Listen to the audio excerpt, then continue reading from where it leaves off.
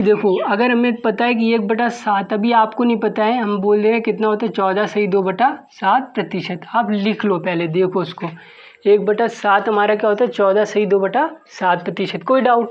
1/5 बोलेंगे तो आपका कितना आएगा 20% आएगा। कोई डाउट नहीं होगी बच्चों, आप करोगे नहीं सर आप डाउट नहीं रहेगा, आप सब क्लियर है। परसेंटेज बेसिक तो मतलब ज़िंदगी में नहीं भूलेंगे, फिर भी बच्चों लग रहा है तो आप बता देना एक बार, बचेगा नहीं। ऐसे नहीं हो सकता कि आए ना किसी को भी। बहुत माइंड का हमारा ऐसा नहीं है, हमारी माइंड क्या होती है फाइनाइट इंटेलिजेंस होती है। बस आप प्रॉपर अपनी एनर्जी को पॉजिटिव वे में यूटिलाइज़ करो बस। फिर देखो आप अगर ज़ीरो भी हो ना कैसे सिलेक्शन तक पहुंचते हो, तभी लिखा है 0 से सिलेक्शन तक। काम करिए इन चीज़ों पे, ये गारंटीड है। पर्सनल एक्सपीरियंस औरों से देखा है, सीखे, और भी तो ऑब्जर्व किया है बहुत टाइम से, चीज़ों को देखा है, तब ये बात आपसे बोली जाती है। ऐसे नहीं बोली जाती बच्चों की देखा कहीं से आपको बोला जा रहा है, नहीं। एक एक शब्द मायने रखता है। अगर मिस स्पेल्ड हो जाता है तो उसके लिए बोलूँगा हाँ पे ये चीज़ मिस स्पेल्ड हुई है, नेक्स्ट बना के, क्योंकि एक शब्द बहुत मायने रखता है, क्योंकि उस डायरेक्शन में हम वर्क करने लगते हैं और वो हमें रिजल्ट देता है। ठीक है, तो हर चीज़ का बहुत ध्यान रखना है। ऐसे ही मैथ्स में आप अपना माइंड ओपन रखिए कैलकुलेशन करते समय बिल्कुल, और ऑप्शंस पे भी हम नज़र रखेंगे जब हम क्वेश्चंस को सॉल्व करेंगे। हर तरीके से काम करेंगे, माइंड बिल्कुल जब पढ़िए बिल्कुल ओपन और इन ऑल डायरेक्शन। ठीक है बच्चों, हर डायरेक्शन में, तब आप एग्ज़ाम लेवल माइंडसेट पे होगे, तब कहेंगे हम उस माइंडसेट पे हो आप, तभी आप अच्छा सीख सकते हैं। तो देखो बच्चों, मिक्स फ्रैक्शन वो अभी हमने क्या लिखा 1/7 निकालना, आपको पता है 14.2/7% होती है।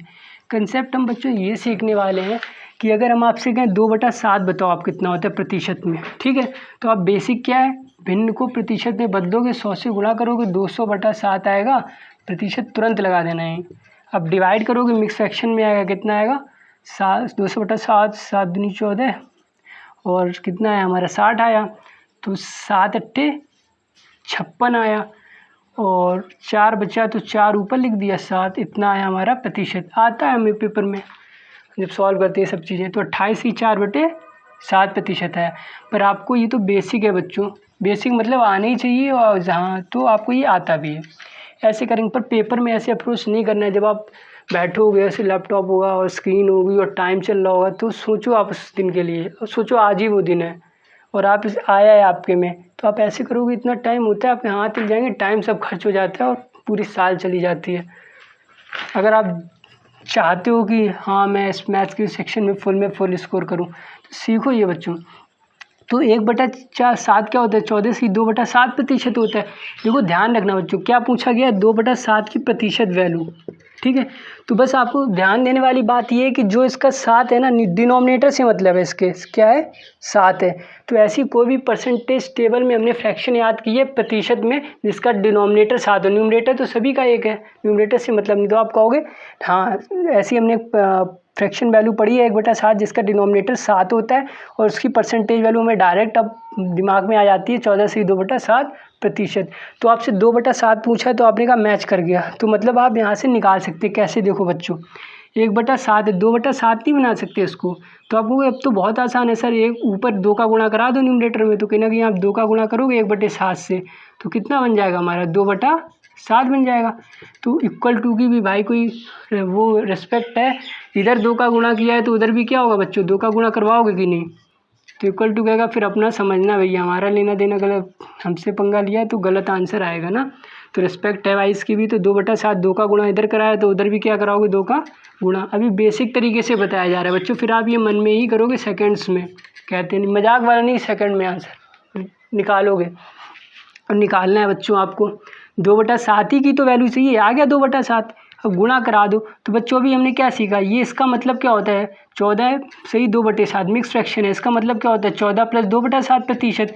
गुणा कराना है 2 का, नहीं करा सकते, 14 दूनी 28। अब ये मत समझ जाना परसेंटेज सर बीच में आ गया, आप क्या करें, कुछ नहीं है, गुणा वैसे ही होगा 2 28%, जब अंदर जाएगा तो बाद में प्रतिशत लगा देना, और 2 दूनी 4/7, और प्रतिशत ब्रैकेट के बाहर ही रखो, ठीक है। दोनों के साथ है प्रतिशत, 14 के भी साथ है, नेचुरल नंबर के भी साथ है, और भिन्न के भी साथ है प्रतिशत, इसमें कोई डाउट नहीं। अब क्या है, इसको सॉल्व मत करने लगना, मिक्स फ्रैक्शन में आंसर मिलते हैं पेपर में, इसीलिए तो सिखा रहे हैं। तो आप डायरेक्ट लिख सकते थे 28 ही 4/7, 28 + 4/7 क्या होता है नेचुरल नंबर पर भिन्न क्या होता है, नेचुरल नंबर पर फ्रैक्शन क्या होता है प्लस, ऐसे ही तो होता है मिक्स फ्रैक्शन का फॉर्म, तो लिख दिया। तो देखो इतना आप करते गुणा करते, आप कहते सर इसमें तो लग रहा है ज़्यादा टाइम, लग रहा है क्योंकि समझाया बच्चों, इसमें भी बहुत खा जाते हैं टाइम। अभी आपको नहीं पता, अभी आपको लग रहा होगा सर ऐसे ही रहने दीजिए, नहीं ऐसे रहने देना, ऐसे सीखो। फिर हम सीखते हैं, क्वेश्चन लेते हैं बच्चों। सपोज हम ले रहे हैं अब 5/7, तो बेसिक आपको पता है 5/7 गुणा 100 करेंगे, सॉल्व प्रतिशत में आएगा, पर हमें करना है डायरेक्ट इससे। तो आपने देखा 7 है नीचे, याद है भैया हमें 7, अब तो समझ गया होगा 1/7 ही ऐसी फ्रैक्शन है जिसके डिनोमिनेटर में 7 है। तो 1/7 कितना होता है, 14/2/7%।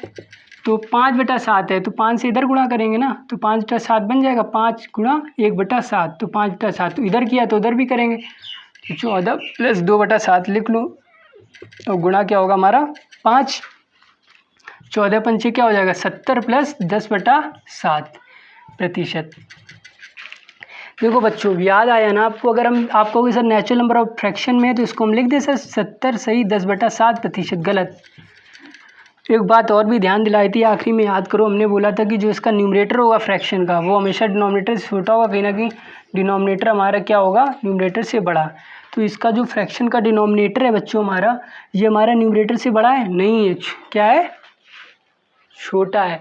तो इसको बदलना है, कैसे बदलना है, बहुत आसान है, 10/7 ही तो है ना, 10/7 है जिसमें 10 7 से बड़ा है न्यूमरेटर से, तो 10 को 7 से भाग दे दो आप, भाग दे के ही कोई चीज़ छोटी की जा सकती है, भूलने वाली बात नहीं है। तो फ्रैक्शन को भी है, तो 10 को 7 से भाग दिया तो 7 एकम 7 आया, यहाँ क्या आया 3 आया। अब फॉर्म तो पता ही है, 70 लिखा रहने दो, इसके साथ क्या था प्लस ही तो था इसके साथ, 10/7 को फिर लिखो फ्रैक्शन में, नहीं मिक्स फ्रैक्शन में लिखना पड़ेगा, लिखना ही पड़ेगा।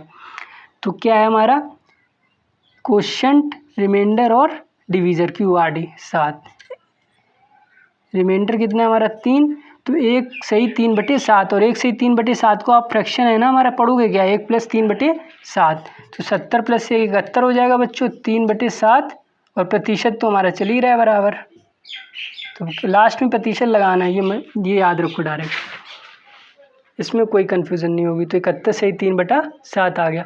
आप ऐसे करते 100 से डिवाइड करते 500/7, आपको लग रहा हो कर लेते सर 7 7 और फिर तो हो रहा है बहुत जल्दी, अभी लग रहा है, पेपर में टिप्स पे काम होता है बच्चों, ये तो आपको समझाने के लिए। ये एक और समझते हैं, 2 और समझेंगे हम इस पर, फिर हम डायरेक्ट क्या बताएंगे, मन में आपको करना है इसी चीज़ को, पॉसिबल है बच्चों, वो बहुत कम टाइम में पॉसिबल है। अगर डेली आप 4 ही ले लेना है ऐसी वैल्यू लिख लेना और उनको डायरेक्ट करोगे तो पॉसिबल है, आप 7-8 दिन में रिदिम में आ जाएंगे। पर आप छोड़े रहोगे, बस रटे रहोगे, फिर लास्ट में देखेंगे तो फिर आप भूलते रहोगे।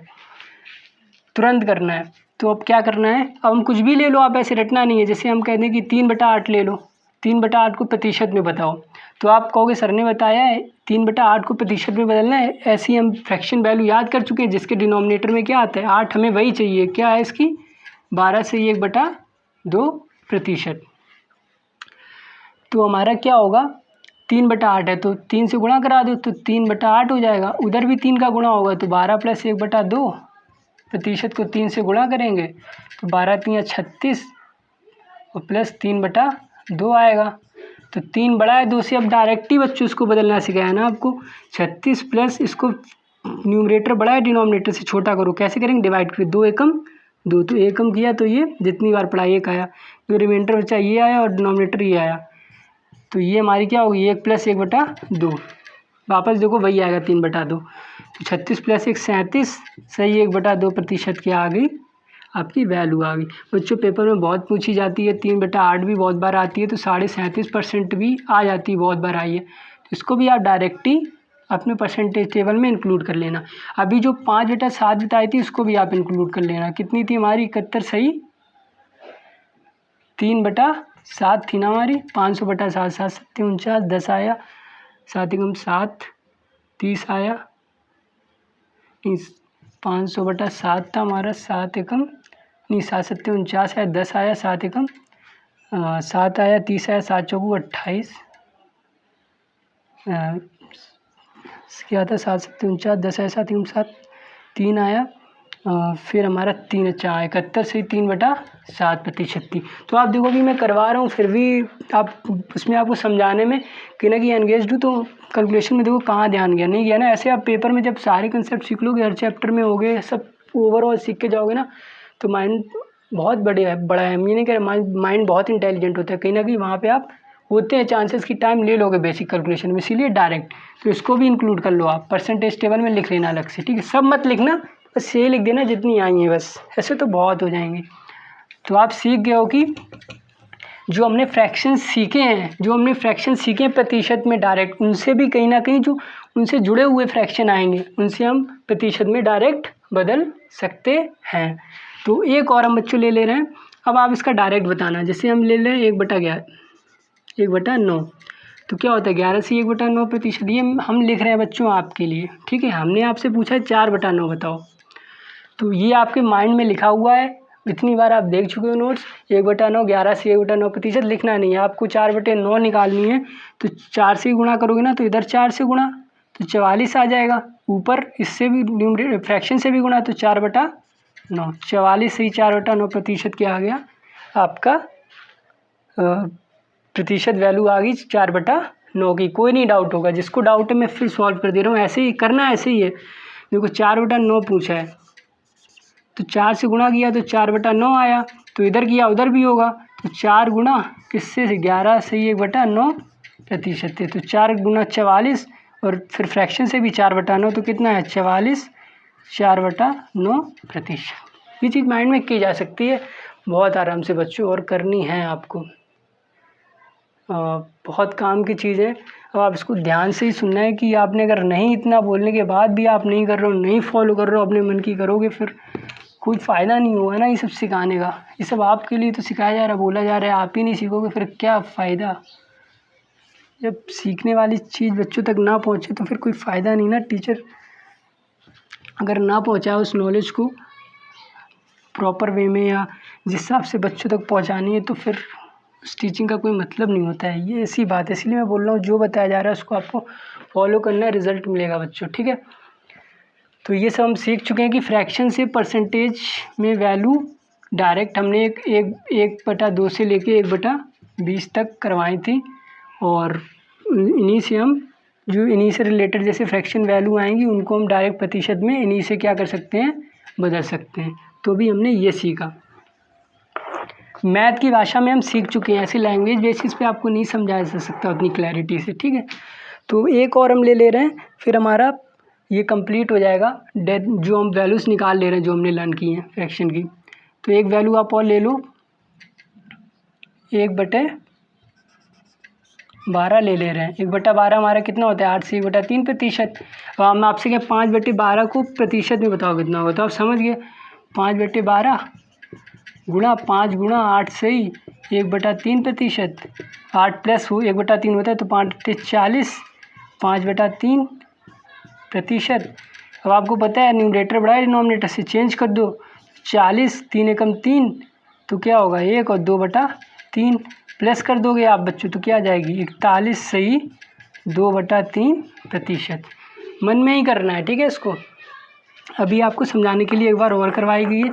अब बच्चों आपको आ चुकी होगी ये बात समझ में कि ये क्या सिखाया जा रहा है और क्यों सिखाया जा रहा है और कैसे सिखाया गया है। वैसे ही प्रैक्टिस करना है, वैसे ही मेमोराइज़ करना है चीज़ों को, वैसे ही याद रखना है कि क्यों सीखा हमने, ठीक है। फिर हम क्वेश्चंस में इनको डायरेक्ट किया करेंगे, तब कंफ्यूज नहीं होना है। तो हमने जो परसेंटेज का बेसिक था वो बच्चों सीखा। परसेंटेज टू हमने क्या सीखा, फ्रैक्शन में कन्वर्ट करना सीखा। फिर हमने जो किसी भी वैल्यू का प्रतिशत कैसे निकालते हैं, बेसिक वैल्यू ली, वो सीखा बच्चों हमने। फ्रैक्शन का मतलब हमने एक टर्म था आया था, वो भी समझाया गया था बच्चों आपको। और उस पार्ट में हमने जो बेसिक कैलकुलेशन सीखी 30% ऑफ 630, या वो जो इसको ऐसी कैलकुलेशन है तो डायरेक्ट कैसे माइंड में सॉल्व करना है, उसी पे हमने सीजीएल के सवाल लिए थे अपने इस वीडियो में। वो दोनों सवाल किए थे, उसमें भी वही हमने हर जो कंसेप्ट सीखा था, जो नॉलेज सीखी थी, वो सारी हमने क्या की अप्लाई की। बेसिक सवाल थे कैलकुलेटिव किए, ये भी बताया गया कैसे अप्रोच करने। उसके बाद हमने आज का टॉपिक शुरू किया था फ्रैक्शन से परसेंटेज में। तो उसमें हमने सीखा कि फ्रैक्शन को परसेंटेज में कैसे बदलते हैं, फ्रैक्शन को गुणा करके 100 से। बस बात इतनी नहीं थी, ये सब हमने सीखा। बहुत ही इंटरेस्टिंग में। पर हमने और भी काम किया, मिक्स फ्रैक्शन क्यों सीखा, उसके कंसेप्ट बताए। ध्यान रखने वाली बात मिक्स फ्रैक्शन में लास्ट में क्या थी कि न्यूमरेटर डिनोमिनेटर से बड़ा होना चाहिए, नहीं तो ऑप्शन मैच नहीं करेगा। फिर हमने बताया भी कैसे उसको आप चेंज करते हो बच्चों। और फिर हमने ये सीखा कि जो हमारी फ्रैक्शन वैल्यू होती हैं उन्हीं से प्रतिशत में जो हमें डायरेक्ट हमने टेबल की तरह लर्न कर ली है परसेंटेज टेबल में, तो उनसे हम डायरेक्ट कैसे उन्हीं से रिलेटेड फ्रैक्शन वैल्यू आएंगी, मन में कैलकुलेट कर सकते हैं, माइंड ही में करना है, हाथ से काम करिए। ये सब बच्चों हमने सीखा। ऐसी छोटी मोटी चीज़ें और भी हैं, ठीक है, पर उन्हें अगर हम अभी रटा देंगे ना, ये तो मेन था, दिखता है सबको पता है, आती हैं और टाइम लेती हैं, तो सब सीखे बैठे कि आए अटैक कर दिया क्वेश्चन पे, ऐसे ही अप्रोच कर दी। और जो नया बच्चा नहीं है, जिसे नहीं पता, वो बेचारा करता है, वो सोचता है मेरा टाइम तो बहुत लगता है यार, मैं तो कर ही नहीं पाता क्वेश्चन। तो ये चीज़ें मैटर करता है कि आपके पास क्वालिटी क्या है कंटेंट की, एग्ज़ाम रेलिवेंट है कि नहीं, एग्ज़ाम लेवल तक काम हुआ है कि नहीं, उसके बराबर लेवल नहीं, उसके ऊपर लेवल तक काम हुआ है कि नहीं, कंसेप्चुअल चीज़ों को सीखा है कि नहीं। फिर शॉर्ट अप्रोच अपनाइए। जैसे नहीं शॉर्ट अप्रोच अपना नहीं, सब भूलोगे, रट लोगे, क्वेश्चन आएगा रटा हुआ कर लोगे, पर उससे पेपर नहीं निकलता है। इसीलिए हमने सब समझ के भी, डायरेक्ट भी सीखा, बेसिक भी किया कि सपोज़ आपकी कहीं पे वैल्यू आ जाए 3/14/14/39 आ जाए वैल्यू। अब आपसे कहें कि इसको प्रतिशत में बदलो, आप बताओ 1/39 को याद किए हो कितना होता है प्रतिशत में, जो डायरेक्ट लिख दोगे, तो इसको गुणा ही करके करना है प्रतिशत में। तो ये बेसिक हो गया बच्चों। जहाँ नहीं आने वहाँ नहीं ढूंढ रहे हो कि यार डायरेक्ट नहीं मिल रही, परसेंटेज टेबल से नहीं आई, घबरा गए और नहीं, वहाँ जल्दी से माइंड को चलाइए और कैलकुलेट करके आंसर दीजिए। और ऑप्शन की भी हम मदद लेते हैं, वो हम पे क्वेश्चन में सीखेंगे, ठीक है बच्चों। तो कंफ्यूज नहीं होना है, क्या क्या सीखा बिल्कुल असेंबल कर लेना है ऑर्गेनाइज्ड वे में, मतलब बहुत ही व्यवस्थित तरीके से करो। ऐसा नहीं कुछ भी कहीं भी लगाए तो फिर आप पजल्ड हो जाते हो, बाद में खुद ही फंस जाते हो। इसीलिए हमने सीखा। और जो रही बची चीज़ें हैं थोड़ी थोड़ी, जो परसेंटेज रिलेटेड कैलकुलेशन है, वो हम क्वेश्चन के साथ सीखेंगे। जब ऐसा आएगा तो हम 2-3 मिनट लिया करेंगे और वो बताएंगे, फिर कहेंगे ऐसे ही ये अप्रोचेस करनी है, कोई भी कैलकुलेशन सॉर्ट करनी है, और वो आप ऐसे करोगे। इतना ही नहीं है, ये काफ़ी है पेपर में जितने भी क्वेश्चन आएंगे, कोई भी एग्ज़ाम हमारा, ठीक है, प्री मेंस, तो काफ़ी है, इससे सब हो जाएगा, आपका कोई क्वेश्चन नहीं बचने वाला। जो क्वेश्चन हम सीख लोगे आप, सारे कंसेप्ट सारे टाइप, फिर तो बिल्कुल कोई क्वेश्चन भी नहीं बचने वाला। पर देखो ध्यान रखने वाली बात क्या है बच्चों, कि आपको खुद भी काम करना है, ऐसा नहीं कि इसी पे निर्भर हो गए, नहीं, काम पूरा 100% है, पूरी उसकी बहुत काम किया गया उस पर, ठीक है, उससे आप बेफिक्र हो कंसेप्ट पे, क्वेश्चन आने पे। पर आपको खुद से भी काम करना है। आप कैलकुलेशन कुछ आएगी तो वहाँ माइंड तो आप ही चलाओगे ना, ये बता आपको दिया, वो प्रैक्टिस से आएगा। जो क्वेश्चन देंगे उनकी प्रैक्टिस करना, फिर सेट्स लगाना, फिर हम धीरे धीरे काम करेंगे, ठीक है। तो उससे आप भी कुछ अपना ऐसा जनरलाइज करोगे। अगर आप नहीं कर पा रहे तो समझना आप सही से मेहनत नहीं कर रहे हो आप पढ़ाई पे। टीचर के बाद भी जब बच्चा काम करता है, ऐसी बहुत बातें बच्चे हैं जो हम नहीं बोल सकते, अभी 1-2 घंटा और चला जाएगा प्रतिशत में ही, ठीक है, बेसिक में ही। ऐसी बहुत चीज़ें हैं जो अच्छी अच्छी आप समझ भी जाओगे उनको, लेकिन उनसे क्वेश्चन से कोई मतलब नहीं है, वो क्यों उन पर इतना टाइम दें, ठीक है।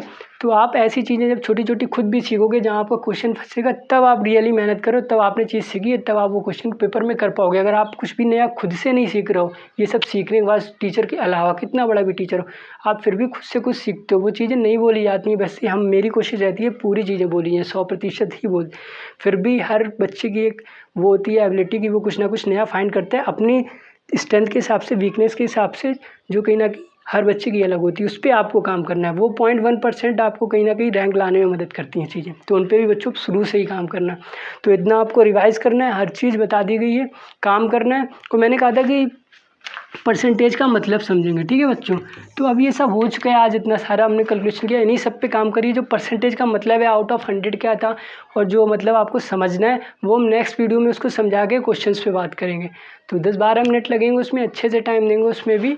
और हमारे सवाल इन्हीं सारी अप्रोचेस से, कैलकुलेशन जो भी हमने डाटा भी सीखा है कैलकुलेट करना, इनका भी बहुत यूज़ है। तो परसेंटेज का जो हमारा कंसेप्ट वो नेक्स्ट वीडियो में सीखेंगे, और बहुत आप बचने वाला वो कंसेप्ट भी नहीं है, ऐसे ही आप सीखोगे बच्चों।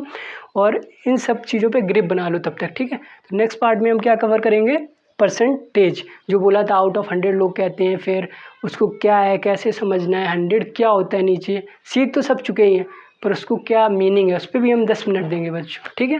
तो इतना आप प्रैक्टिस करिए। जय हिंद बच्चों।